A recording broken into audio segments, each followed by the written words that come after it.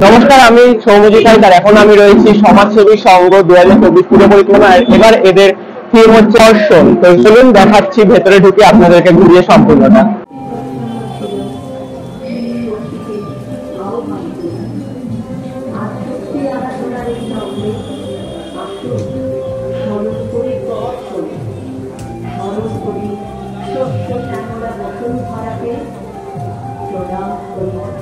নবপত্রিকাকে সারবলক্ষ্মী শস্যবতী